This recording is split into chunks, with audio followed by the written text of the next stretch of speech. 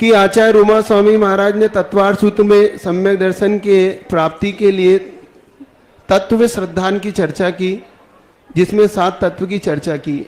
एक बार आपके साथ बागड़ में विहार करते हुए आपने तत्व की जब चर्चा की थी, तो सम्यक दर्शन की प्राप्ति के लिए आपने आचार्य संबंध भक्त के लिए सम्यक दर्शन 7 तत्व में देवशास्त्र गुरु को माना, ऐसा आपने उस समय अपने प्रवचन में ये उद्धार दिया था। लेकिन जब इस बेल्ट में विहार करते हुए हमने ऐसा पाया है कि कुछ लोग सच्चे देवशास्त्र गुरु को मानते हैं, लेकिन कुछ लोग शास्त्र को ही मानते हैं, वो शास्त्र से ही सम्यक दर्शन की प्राप्ति करना चाहते हैं।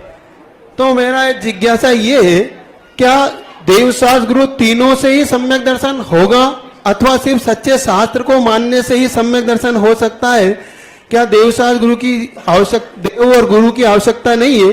क्योंकि ये एक ज्वलंत प्रश्न है महाराज जी। यहाँ पर आप जिस धरती पर विराजमान है इस समय यहाँ के लोगों का एक भाव ये भी है कि सच्चे देवशास्त्र गुरु को नहीं मानकर कुछ लोग शास्त्र की ही आराधना करके सम्यक दर्शन की प्राप्ति की और अपने आत्मदेव की चर्चा करते हैं। इससे एक मिथ्या भ्रम यहाँ की जनता में फैल रहा है। तो मेरा जिज्ञासा यह है कि आप इनकी भ्रम को दूर करते हुए इनको सच्चे देवशास्त्र गुरु सम्यक दर्शन की प्राप्ति हुई ऐसा कोई समाधान दे।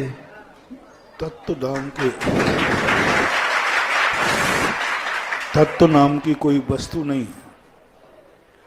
तत्व नाम मात्र परिणामों का नाम है, भावों का नाम है। और तत्व दृष्टि, जीव अजीब आश्रव बंद शंबर जो हैं, ये तत्व रूप से द्रव्य के भाव हैं, द्रव्य के परिणाम हैं। भावों को तत्व कहते हैं और वो हमारे लिए तत्व तो सदा विद्यमान है, चाहे हम माने या ना माने। जीव सदा से है, आश्रव बंध सब जगह से है। अब हमारे लिए तत्व दृष्टि सम्यक दर्शन प्राप्त करना है, तत्व से नहीं तत्व दृष्टि से होगा। बात फिर से समझना, रिपीट करता हूँ, 6 द्रव्य 7 तत्व 9 पदार्थों से सम्यक दर्शन नहीं होता, ये तो निमित्त है, तत्व दृष्टि से होता है। यदि कोई व्यक्ति 6-7 तत्वों में से किसी एक तत्व को गौण करता है तो उसकी तत्व दृष्टि नहीं कहलाएगी, अतत्व दृष्टि कहलाएगी। देवशास्त्र गुरु में से यदि एक को भी कम करता है तो वह कभी भी सम्यक दृष्टि हो ही नहीं सकता, क्योंकि शास्त्रों में देव का वर्णन भी है, गुरु का वर्णन भी है। और गुरु महाराज को मानता है तो गुरु महाराज शास्त्र की भी चर्चा करते हैं, देव की भी करते हैं। और देव को मानते हैं तो वे स्वयं गुरु पद को प्राप्त करके देव बने हैं और उन्हीं की वाणी ही जिनवाणी है। तो एक को जब व्यक्ति कोई मान रहा है और 2 को गौण कर रहा है, 1 को गौण कर रहा है, वो एकांकी है, मिथ्या दृष्टि है, कभी हो ही नहीं सकता। स्पष्ट रूप से पूज्यपाद स्वामी ने कहा, मोक्ष मार्ग जो है ना सम्यक दर्शन रूप है, ना सम्यक ज्ञान रूप है, ना सम्यक चारित्र रूप है, ये तीनों को मिलाकर के एक रूप है। इसलिए हमेशा ध्यान रखना, मंदिर बनते हैं, मैं सदा कहता हूँ, मंदिरों में देव शास्त्र गुरु तीनों की आराधना होना चाहिए। देव शास्त्र गुरु की आराधना जिस मंदिर में, जिस चैत्यालय में नहीं है, वह चैत्यालय मंदिर, वह जिनेन्द्र देव का मंदिर नहीं कहला सकता। इसलिए देव शास्त्र गुरु में से सबका बराबर, इसलिए तो देव शास्त्र गुरु पूजा एक साथ की जाती है, एक साथ उसकी स्थापना होती है ठोने पर और एक परिणाम होता है। इसलिए देव शास्त्र गुरु, देव के बिना हमारा है क्या? देववाणी। अब लोग कहें कि देव को तो हम मानते हैं, मूर्ति को नहीं मानते, तो मूर्तिमान को मानते हैं, मूर्ति को नहीं मानते हैं, तो वो ऐसा बन नहीं सकता, क्योंकि अकृत्रिम चैत्यालयों की जो स्थितियां हैं वो अनादिकाल से। भगवान के समोषण में देखो कितनी बड़ी बात है, प्रश्न बहुत अच्छा है, सबको समझने लायक है। अपन लोग ये समझते हैं, कई लोग सुधारवादी ये कहते हैं, पंचम काल में जिनेन्द्र देव नहीं है इसलिए मूर्तियों की पूजा की जाती है। यदि आप शास्त्र को मानते हैं तो शास्त्रों में साक्षात तीर्थंकर समोषण में बैठे हैं। उसके पहले मानस्तंभ में जो मूर्तियां हैं उनको नमस्कार किए बिना कोई अंदर जीवित जा ही नहीं सकता। साक्षात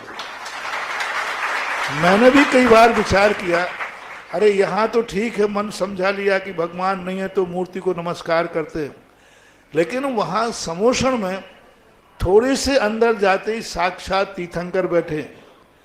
फिर वहां पर जितने देवता जितने जनमानुष जाते हैं सबसे पहले मानस्तंभ में स्थित मूर्ति को नमस्कार करते, और मूर्ति को नमस्कार जो नहीं कर सकता वो समोषण में प्रवेश ही नहीं कर सकता।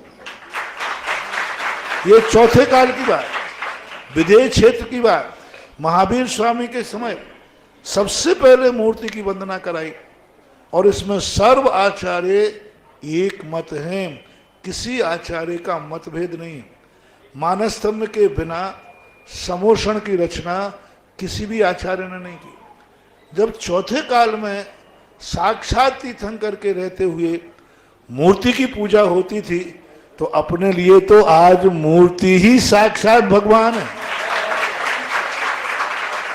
दूसरी बात, छायक सम्यक दृष्टि सौधर्म इंद्र, छायक सम्यक दृष्टि सौधर्म जो साक्षात 20 तीर्थंकर के समोषण में जा सकता है, लेकिन प्रत्येक देव के लिए प्रातःकाल उठ करके यानी वहां भी घड़ी घंटा का जो है उनका नित्य यानी 12-24 घंटे के बाद प्रत्येक देव को अपने विमान में स्थित जिनेंद्र भगवान की मूर्ति की वंदना करके ही वह साक्षात तीर्थंकर के दर्शन करने जाता है।